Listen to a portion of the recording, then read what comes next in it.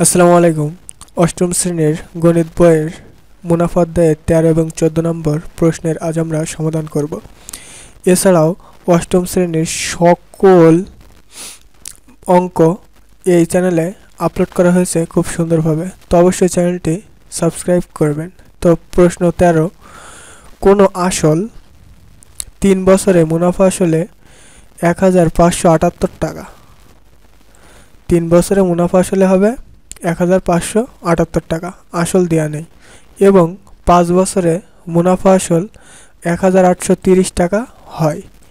আসল ও মুনাফার হার নির্ণয় করো। তাহলে আমাদের নির্ণয় করতে হবে 1 আসল 2 মুনাফার হার। তো আমাদের এই প্রশ্নটা দুইভাবে করতে হবে। তো আমরা সমাধান করি। আসল প্লাস 5 বছরের মুনাফা কত হলো 1830 টাকা। এই যে 5 বছরের মুনাফা আসল 1830 এবং আসল প্লাস 3 বছরের মুনাফা, আসল আর 3 বছরের মুনাফা 1578 টাকা। তাহলে এই দুটোতে বিয়োগ করলে আমরা অবশ্যই কি পেয়ে যাব, 2 বছরের। তাই যেহেতু এটা 5 বছর, এটা 3 বছর, তো 5 বছরের মুনাফা, তাহলে 2 বছরের মুনাফা কত হবে, এটাতে এটা বিয়োগ করলে 1830 থেকে 1578 বিয়োগ করলে হয় 252। তাহলে 1 বছরের মুনাফা, তো এটা যেহেতু 2 বছরের মুনাফা, এটা 1 বছরে কনভার্ট করতে হলে 252কে 2 দ্বারা ভাগ করলে 1 বছরের মুনাফা বেরিয়ে যাবে। তো 2 দ্বারা ভাগ করা হলো এবং 2 দ্বারা ভাগ করে, যেহেতু এখানে এক্স্যাক্টলি আসলে কত হয় সেটা বসায়নি, তারপরে 3 বছরের মুনাফা, তাহলে 3 বছরের মুনাফা গুণ করলে বেরিয়ে যাবে। তাহলে 252 গুণ 3 ভাগ 2, তাহলে এটা টোটাল ক্যালকুলেট করলে হয় কত, 378। তো আসল সমান সমান মুনাফা আসল মাইনাস মুনাফা, তাহলে মুনাফা আসল কত 1578 আর মুনাফা কত বেরোচ্ছে 378। তাহলে এটাতে এটা ডিভাইড করলে কত হয় 1200 টাকা। তো আসল বেরিয়ে গেল কত টাকা, 1200 টাকা। এখন এই আসল থেকে সব কিছু বের করতে হবে। তাহলে 1200 টাকায় 3 বছরের মুনাফা কত, 378 টাকা। তাহলে 1 টাকায় 1 বছরের মুনাফা অবশ্যই কম হবে, কম হলে আমরা জানি কি হয়, ভাগ হয়। তাহলে 378 উপরে চলে গেল, 1200 নিচেই চলে আসলো। তো আমরা এ ভাগগুলো আসলে সাধারণত দেখে এইভাবে রয়েছে, 378 ভাগ 1200। এখন এগুলো ভাগ দুইভাবে বোঝানো হয়, এক হচ্ছে এইভাবে আর 2 হচ্ছে এইভাবে। তো আপনাদের ইচ্ছা, যেভাবে ইচ্ছা সেভাবে দিবেন। তাহলে 100 টাকার 1 বছরের মুনাফা, তাহলে অবশ্যই বেশি হবে, বেশি হলে কি হয়, গুণ হয়। তাহলে 378 গুণ 100 বাই 1200 গুণ 3, তাহলে এগুলো কাটাকুটি করলে অর্থাৎ 378 গুণ 100, আমরা ডাইরেক্ট কি করব, এভাবে না করে আমরা ডাইরেক্ট উত্তর বের করব। তো উত্তরগুলো বের করলে আমাদের প্রথমে ক্যালকুলেটরে যেতে হবে। তো ক্যালকুলেটরে গিয়ে 378 গুণ 100 কত হয় তাই দেখতে হবে। তাহলে ক্যালকুলেটরে যাই, 378 গুণ 100 সমান 37,800। তো 37,800 পাতায় এই যে এইটা করে কত হলো 37,800, 37,800। আর এটার ভাগ করতে হবে 1200 গুণ 3, 3 বারাম 3600, তাহলে এটার 3600 দেওয়া ভাগ করলে বেরিয়ে যাবে 3600 সমান 10.5। তো আমরা ডাইরেক্ট এক চান্সেই করবো এটা, এই যে 10.5 অ্যান্সার বেরিয়ে গেল। অতএব মুনাফার হার 10.5, যেহেতু হার তাহলে কি পার্সেন্ট এমনি চলে আসে, কিংবা এর সাথে 1/100 দিয়ে কী করতে হয়, গুণ করতে হয়, তাহলে পার্সেন্ট চলে আসে। তো আশা করি আসল 1200 টাকা এবং মুনাফার হার কত, 10.5। তো এরপরে 14 নম্বর প্রশ্ন। 14 নম্বর প্রশ্ন বলা হচ্ছে বার্ষিক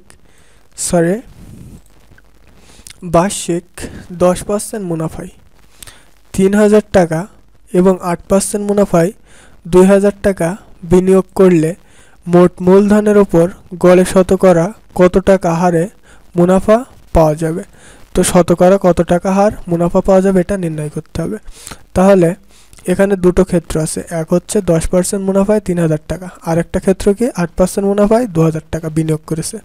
তাহলে প্রথম ক্ষেত্রটাকে নির্ণয় করি। প্রথম ক্ষেত্রে মুনাফার হার কত পার্সেন্ট, 10%। তো 10%, তাহলে আমরা জানি পার্সেন্ট ভাঙালে গেলে 100 ভাগ করতে হয়, তাহলে 10 ভাগ 100। এরপরে আসল কি রয়েছে 3000 টাকা। তো আসল পি সমান সমান কত 3000 টাকা।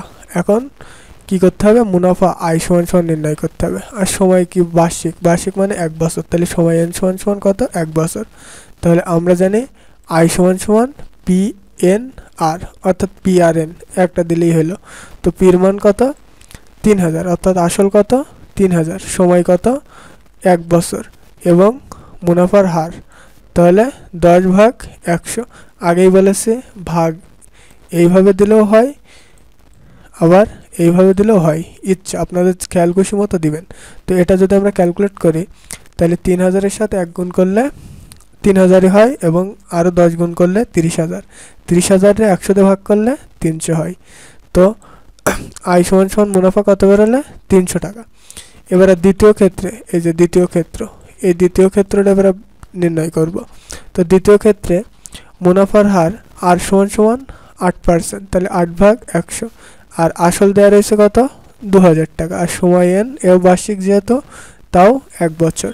তাহলে আয় সমান সমান পি আর এন, তাহলে 2000, এই যে পির মান কত, পির মান হচ্ছে 2000, এন এর মান কত 1 এবং আর এর মান কত 8 বাই 100 টাকা। তো আমরা এটা যদি ক্যালকুলেট করি 2000 গুণ 1, তাহলে 2000-কে 2000 গুণ 8, 2000-এর সাথে 8 যদি গুণ করি আমরা 2000 গুণ 8 সমান এইটা ভাগ কত 100 সমান 160।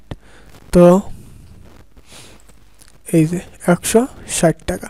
তাহলে মোট আসল 3000 যোগ 2000 সমান সমান কত 5000 টাকা। মোট মুনাফা আগে বেরোইছে 300 আর এখন বেরোলে 160, তাহলে কত 460 টাকা।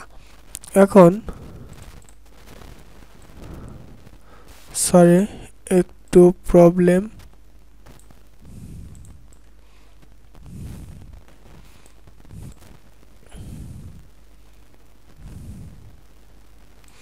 তো যা বোঝাচ্ছিলাম মোট আসল 3000 যোগ 2000 তাহলে কত হলো 5000। মোট মুনাফা 3000 যোগ এই 300 যোগ 160 460।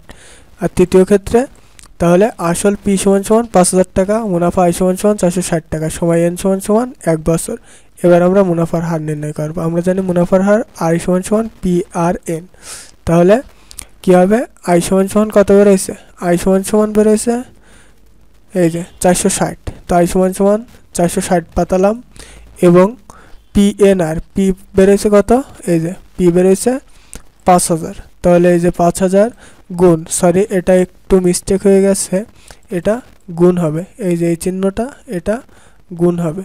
তো গুণ এরপরে এন, এর মান কত, সময় এন সমান সমান 1 বছর, আর আর এর মান নেই। তো আর এর মান মুনাফার হার এটা নির্ণয় করতে হবে। তো আটটা এই পাশে নিয়ে আসলাম, তাহলে 460 ভাগ কত হলো 5000। তো এটাকে যদি আমরা কাটাকুটি করি, কাটাকুটির দরকার নেই, এক চান্সে করবো, এতটুকু কিছু করার দরকার নেই। তো আমরা এক চান্সে যদি 9.2 পেতে চাই তাহলে 460 গুণ 5000, তাহলে হয়ে যাবে 460 গুণ 460 ভাগ 5000 সমান এই যে। এবারে এটা যেহেতু পার্সেন্টেজ করব তাহলে এর সাথে 100 গুণ, এই যে 9.2%। তো এই যে 9.2% এক চান্সে বসিয়ে দিলে হয়ে যাবে, অর্থাৎ মুনাফার হার 9.2%। তো এই ছিল 13 এবং 14 নম্বর প্রশ্ন। যারা বোঝেননি, আসলে আমি অনেক ছোট মানুষ, তো যারা বোঝেননি অবশ্যই চ্যানেলটিকে অর্থাৎ কমেন্ট করবেন। আর অষ্টম শ্রেণীর সকল অঙ্ক আপনারা এই চ্যানেলে পাবেন, তো চ্যানেলটি অবশ্যই সাবস্ক্রাইব করার অনুরোধ রইল এবং যদি বুঝে থাকেন তাহলে লাইক এবং কমেন্ট করার অনুরোধ রইল। আসসালামু আলাইকুম, থ্যাঙ্কস এভরিওয়ান।